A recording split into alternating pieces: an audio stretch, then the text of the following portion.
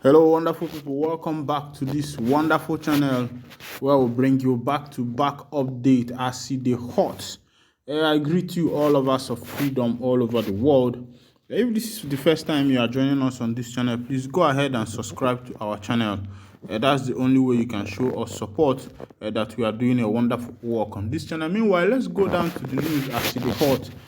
Simon Epka, the Prime Minister of the Biafra government in exile, or Biafra Republic government in exile, known as the acronym BRGIE, has dropped a wonderful news. This one is for the oil producers in the southeastern part of Nigeria, in Biafra land. He said this is for the oil producers in Biafra land. It seems as if he has come up with a way out due to the fuel subsidy that the president of NIG has just removed or abolished. Let's go down to what Simon Epka is saying. I'm reading, this is a letter. He said, Biafra Republic Government in Exile, BRGIE, Office of the Prime Minister, is Baltimore, 6th May of June 2023, PM OG 23001. The chairman, Oil Producers Street Section, OPTS, suit 910 and 920 Black Diamond, 25 Ozumba Mbadiwe Road, Lagos. Attention, Mr. Patrick Kennedy. Dear sir, creation of Biafra Republic Government in Exile, BRGIE. The people of Biafra, represented by the old eastern region of Nigeria, were forced into amalgamation with other ethnic nationalities with divergent orientation, religions, and cultural beliefs. The amalgamation was conceived and forcefully implemented by the British in 1914, with a proviso that the fusion will be reviewed and success after 100 years, with a view of dissolving same if any continuing part indicates interest in leaving the Union. The period of 100 years expired in 2014. As you are aware from history and contemporary events, the people of Biafra were profiled and massacred in their abodes all over Nigeria in 1966, culminating to the declaration of the Republic of Biafra in 1967, and subsequent genocidal war waged by Nigeria from 1967 to 1970. This also saw the massacre of over 5 million Biafrans, a third of who were children, starved to death as a result of land, air, and sea blockade of Biafra by Nigeria and her collaborators.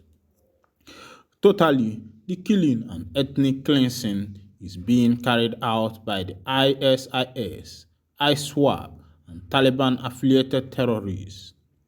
This trend have been intensified and unabated in the Middle Belt and Biafra land over the last few years, before and after the extraordinary rendition of the leader of the indigenous people of Biafra, IPOB, Mazi Nnamdi Kanu. He is still unlawfully incarcerated, despite order for his unconditional release by the United Nations Working Group on arbitrary detention, as well as court of competent jurisdiction in Nigeria.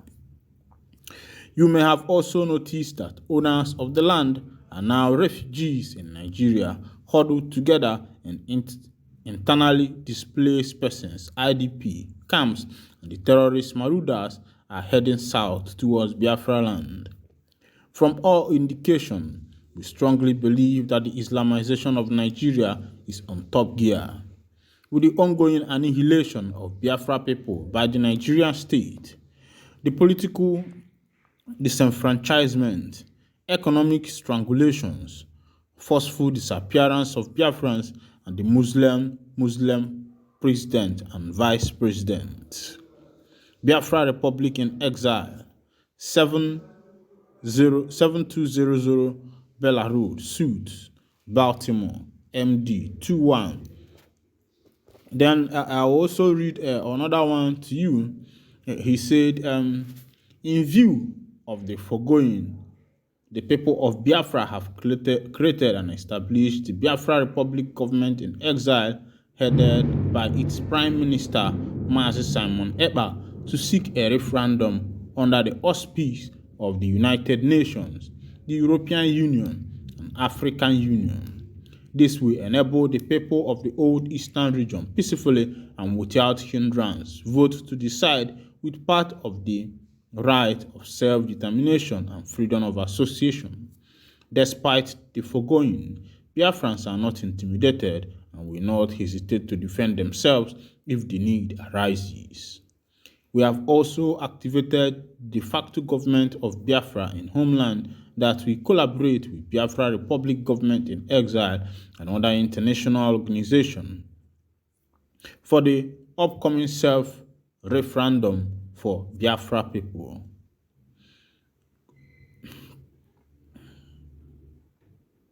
We are aware of the financial and material investment that your section has put in place for the exploration of and exploitation of oil and gas, both on shores and offshore Biafra. We therefore want to assure you that Biafra restoration and independence will not jeopardize your interests and operations onshore and offshore Biafra.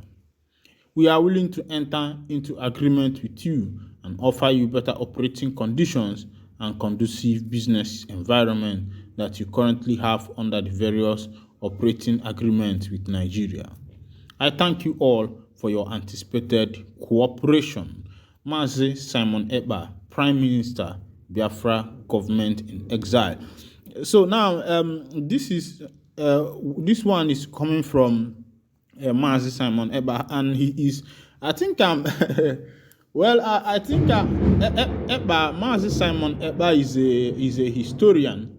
I believe that maybe he had, looked into the histories of the past, why the 1967 to 1970 battle between the Biafra and Nigerian soldiers failed. History had it, and stories tells, legends, that then the British and other nationals wanted to strike deal with Ojukwu, to see how they can benefit with the mineral resources of the southeastern part of Nigeria, of which he refused, giving not in, lacking the knowledge and the foresight of what these people were saying. And because of that, everybody went against him, and they stood by the Nigerian government. So looking at what Mazi Simon Epka is trying to do, I believe that he's trying to eradicate that ignorance that took place during the 1967 to 1970 battlement between the Nigerian army and Biafran army. Although then Gowon, the head of state, said no victor, no vanquish. That was the statement. But looking at the state of things today, does it really mean that this no victor, no vanquish, does it exist? Because since the inception of democracy in Nigeria, the Yorubans have taken part of governance. I mean, when I'm talking about governance, I'm talking about president. And apart from when Nigeria had her independence, when Nai Azikiwe was the president, of course, you know that his position then was a ceremonial position, just like the Queen of England. The position of Queen of England is ceremonial. The Prime Minister has the upper hand and the right, even the signatory to all the treasures of the state. Now, since after the inception of democratic era, I don't think that any other Igbo man have smelled the seat of the president of Nigeria. You can start counting. You can start counting it. You find out that it has gone to the Yoruba, it has gone to the North, it has gone to the Fulanese, it has also gone to the South. Meanwhile, an Igbo man per se have not smelled that office. And looking at what Simon Epka is doing is a kind of wowing movement. And we'll be watching. All we do is to observe and bring you information on the happenings in Biafra land and even other places, Nigeria and all over the world. So we'll keep in touch, keep watching to see what becomes of this a deal that Simon Ekpa has set before foreign oil miners. Meanwhile, if this is your first time of joining us on this wonderful channel, please go ahead and subscribe, like, comment, share, and also remember to on your notification button so that whenever we are posting news, you will be the first to collect it. Thank you for listening. God bless you.